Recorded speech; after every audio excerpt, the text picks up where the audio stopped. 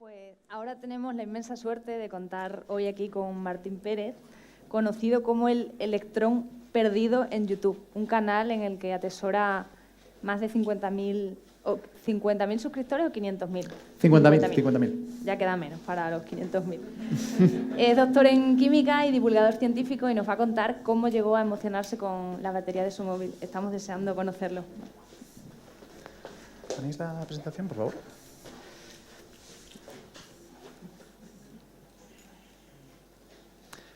Estoy aquí, pero me estoy haciendo el interesante, ¿vale?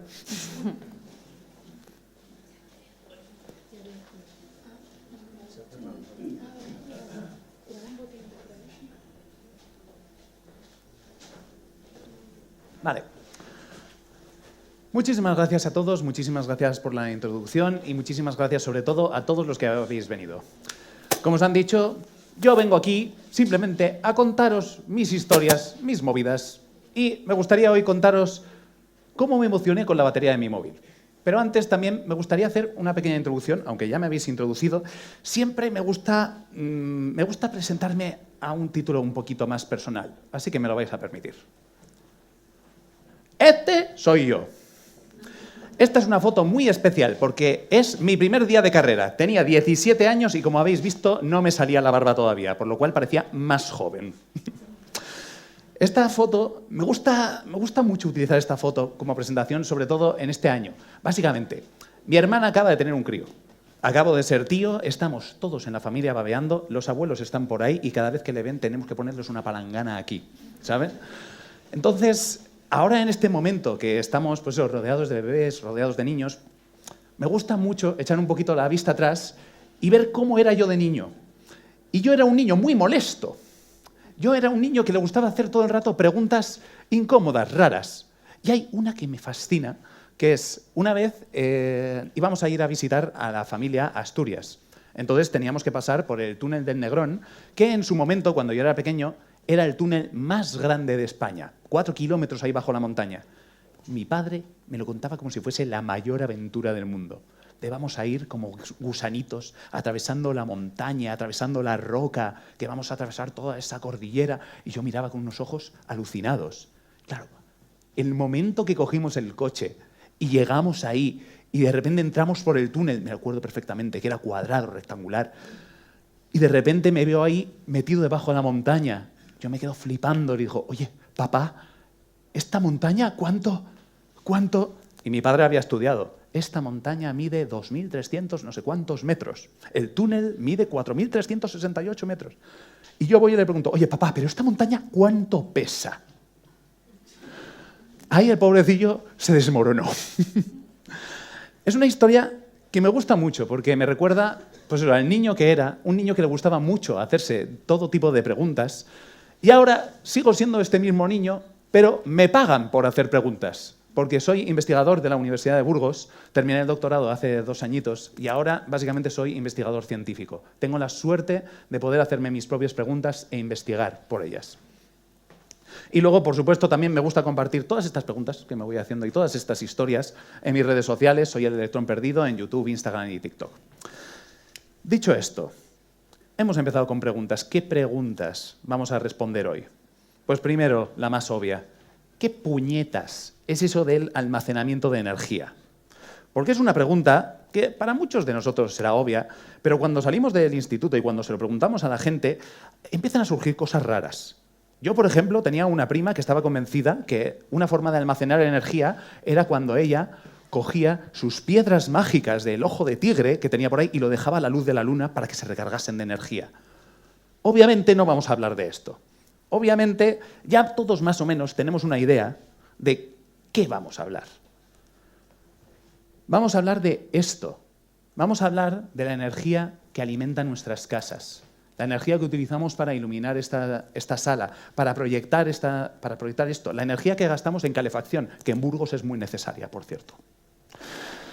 Vamos a hablar de la energía como un concepto muy concreto, que es lo que pagamos a fin de mes a Iberdrola.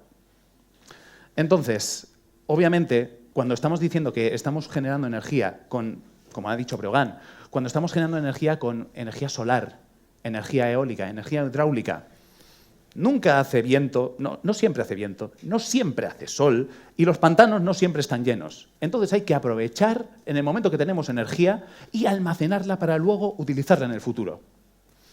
Pero aquí hay una pregunta que nos tenemos que hacer, que es, ¿por qué necesitamos almacenar energía cuando esto es un problema relativamente nuevo?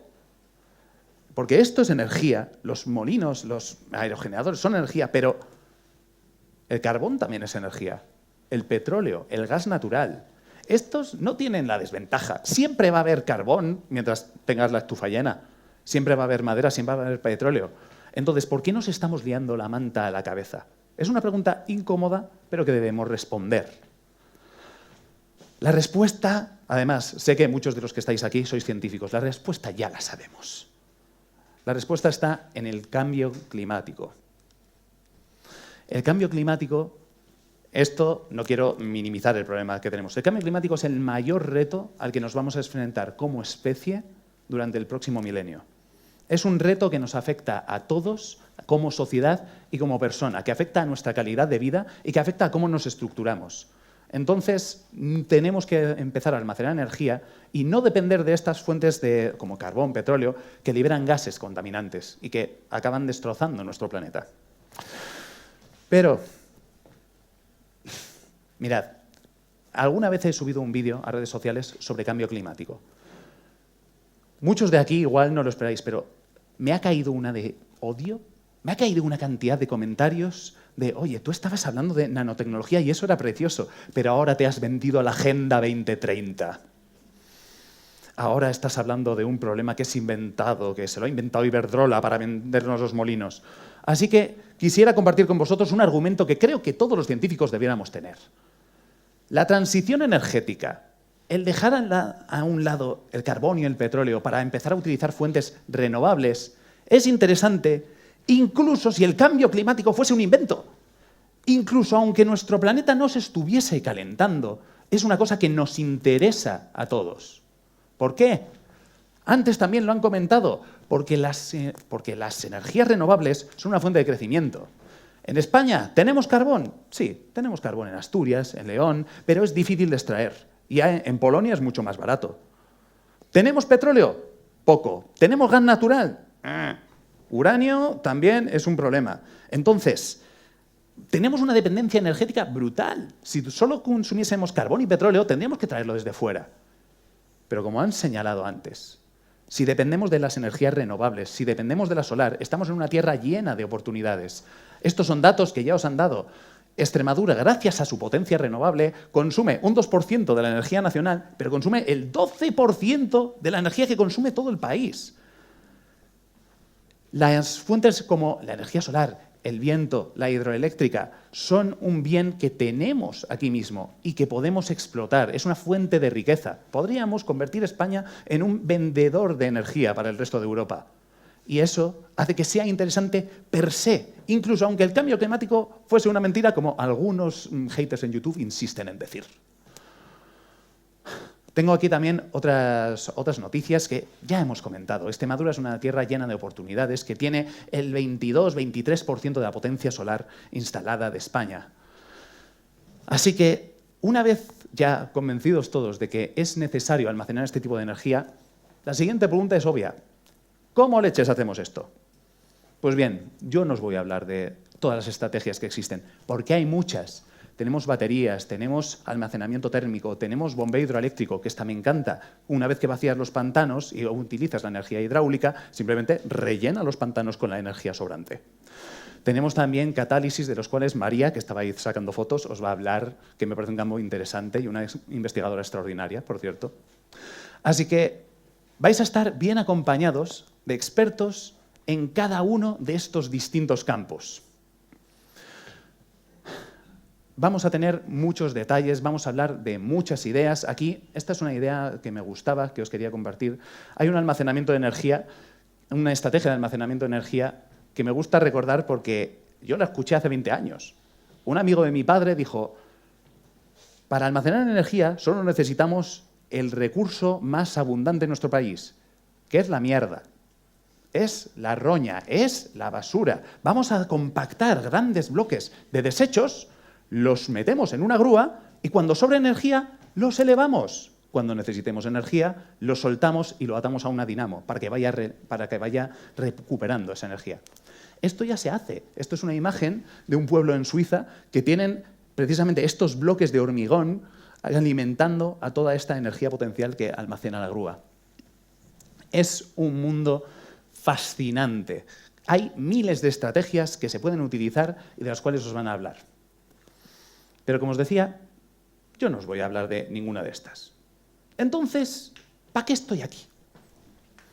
Yo estoy aquí simplemente porque, como os decía antes, me gusta hacerme preguntas y me gusta contar historias. Así que me gustaría compartir con vosotros una historia que he descubierto gracias a una pregunta muy sencilla. Cuando hablamos de almacenamiento de energía, a mucha gente, fuera del ámbito científico, lo que primero que se le ocurre es, pues un cacharro de almacenar energía es la batería del móvil. Es el ejemplo perfecto. Lo cargo por la noche y me permite alimentar con la energía a mi móvil durante 2 días seguidos. Claro, pues las baterías, qué buenas. Eso sí, las baterías se han ido haciendo mejores. ¿Y hace 100 años cómo serían las baterías? Hostias, ¿y cuándo fue la primera batería? ¿Cuándo se inventó? Y aquí lo lanzo. ¿Hay algunos expertos en baterías por aquí? Por favor, no respondáis. Aquí lanzo la pregunta. ¿Cuándo creéis que se inventó la primera batería de la historia? La primera pila. ¿Algún valiente? Venga, Juan, anímate a dar un número. ¿En la Segunda Guerra Mundial tendrían baterías? Sí, ¿eh? ¿En la primera? ¿Y antes? Ponle un número. La respuesta es, la primera pila se inventó en 1799. 1799. Si os suena raro, normal, porque en ese momento no se sabía lo que era la electricidad. O sea que tenían un dispositivo de almacenamiento de energía en un momento en el que no entendían muy bien qué era la corriente eléctrica. ¿Qué pasaba ahí? Pues esta es la historia que os voy a contar, que es la historia de la primera pila que se inventó. Una historia que tiene como protagonista una ranita.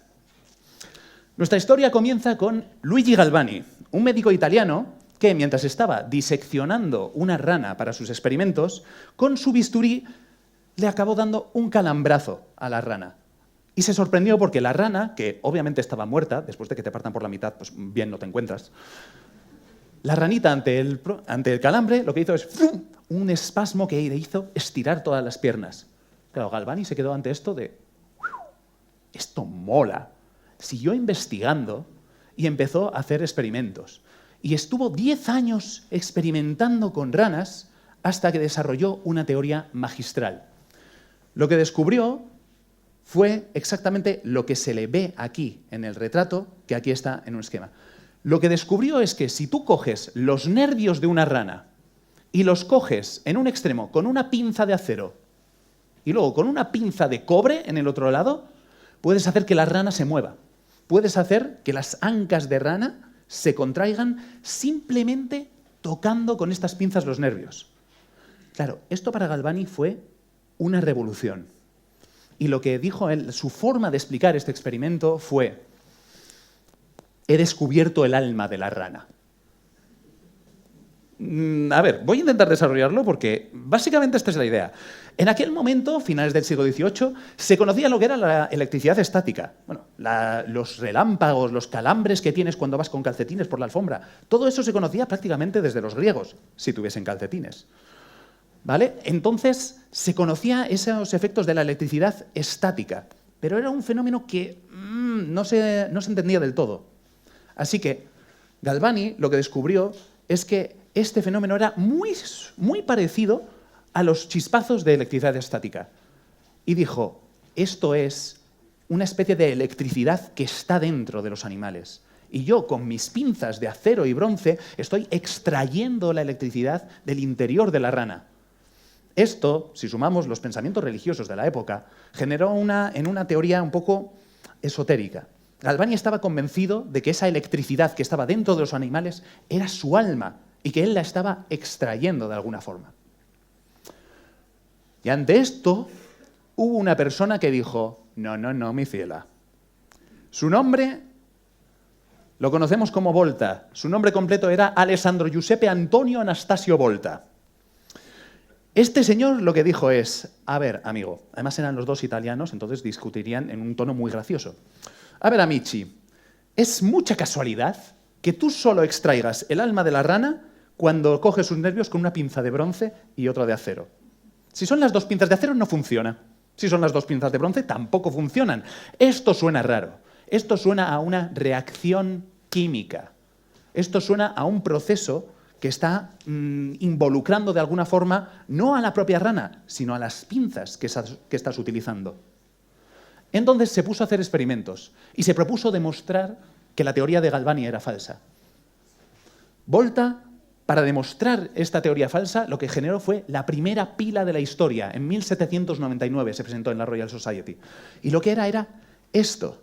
Básicamente un cúmulo de cobres, de discos de cobre y de zinc apilados entre sí. Y este dispositivo, si cogías los dos extremos y los aplicabas a la rana, podías generar esos espasmitos que registraba Galvani. También podías generar otras descargas de corriente eléctrica. Podías cargar una botella de Leyden, que era el dispositivo que se utilizaba en la época para demostrar corrientes estáticas, descargas estáticas.